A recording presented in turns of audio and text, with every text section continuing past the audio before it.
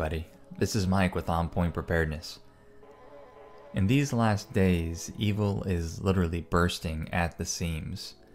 And so it's no surprise then that when I look on my channel and others, I see lots of people commenting, asking for prayers because they're struggling with a particular type of sin.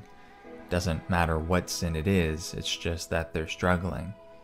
So what I want to share with you is some biblical guidance that is so incredibly simple that I think you might laugh at the end of this video. We make things so complicated, but with discerning eyes and a good teacher, the Bible truly is simple, and you can all relate to every single one of these examples.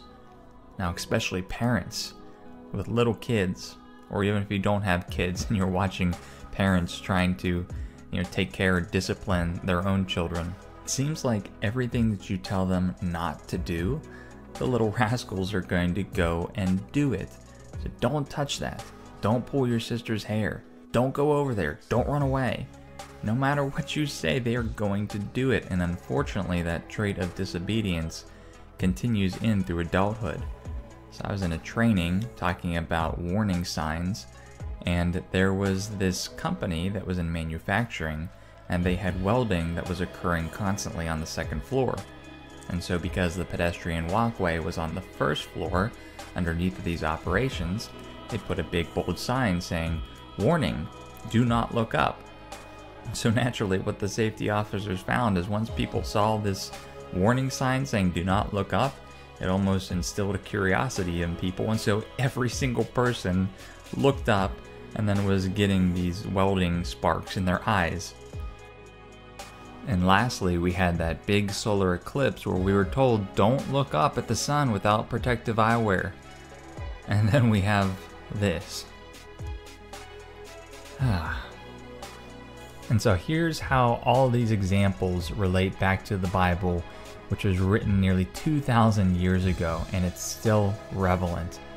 Paul talks about the power of sin and the power over it in Romans 7:7-8. He says, "Yet if it had not been for the law, I would not have known sin, for I would not have known what it is to covet if the law had not said, 'You shall not covet.'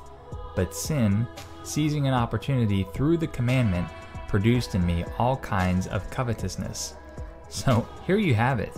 Every single time you discipline your child and say, "Do not do this, do not touch that, do not run away," or you have signs saying, "Do not look up," the fact that it is providing a commandment to say, "Do not do this," sin seizes an opportunity on it for you to want to do it. So if you're dieting, it seems like if you're dieting, you're trying to cut out a particular thing like soda or pop, the fact that you can't have it makes you want it even more than when you had it to begin with.